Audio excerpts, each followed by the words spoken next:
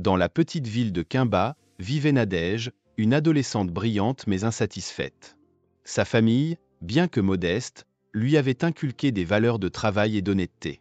Cependant, Nadège rêvait d'une vie de luxe et d'admiration.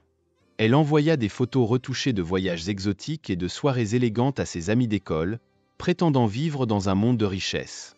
À l'école, Nadège se vantait de posséder des vêtements de créateurs et des gadgets technologiques. Ses amis étaient impressionnés par ses histoires de fêtes grandioses et de rencontres avec des célébrités.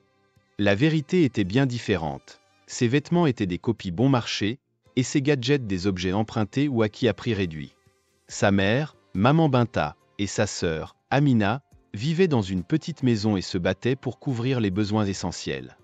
Nadège cachait soigneusement la vérité sur sa famille.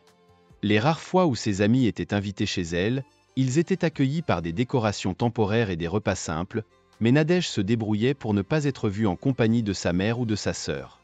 Un jour, une nouvelle élève, Léa, rejoignit l'école. Léa, dont la famille était ancienne connaissance de Maman Binta, découvrit par hasard la réalité de la situation financière des Nadège. Elle entendit des rumeurs sur les difficultés financières de la famille et observa les contradictions entre les récits de Nadège et ce qu'elle connaissait. Lors d'une fête d'école, alors que les élèves se divertissaient, Léa décida de dévoiler la vérité. Elle monta sur une estrade improvisée et avec un ton ferme, révéla que les prétendues richesses de Nadège étaient des mensonges. Elle expliqua que les histoires de voyage étaient fausses, que les vêtements étaient empruntés, et que la voiture de luxe était une épave louée pour les occasions spéciales. Le silence qui suivit la révélation fut assourdissant. Les camarades de Nadège étaient stupéfaits et se sentaient trahis. Les murmures et les regards accusateurs se tournèrent vers Nadège, qui se sentait soudainement exposée et humiliée. Elle tenta de fuir, mais la honte la suivit jusqu'à chez elle. De retour à la maison, Nadège trouva Maman Binta et Amina dans une tension palpable. Maman Binta, le cœur lourd et déçu, exprima sa colère face aux mensonges de Nadège. Elle lui rappela que leur famille avait toujours valorisé l'honnêteté et la dignité, et que les mensonges avaient non seulement trompé les autres mais aussi trahi la confiance familiale. Maman Binta expliqua que, bien qu'elle aimât Nadège, la tromperie avait ébranlé les fondements de leur relation. Nadège, effondrée, tenta de se justifier, mais Maman Binta était ferme. Elle annonça qu'elle ne pouvait pas pardonner immédiatement et que Nadège devait d'abord faire face aux conséquences de ses actions.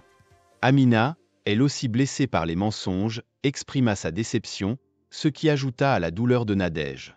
Au fil des semaines, Nadège chercha à réparer ses erreurs. Elle parla ouvertement avec ses anciens amis, leur expliquant ses motivations et ses regrets.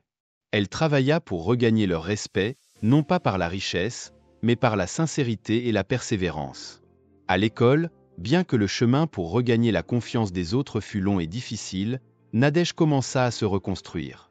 Elle s'impliqua dans des activités communautaires et apprit à apprécier les vraies valeurs de la vie.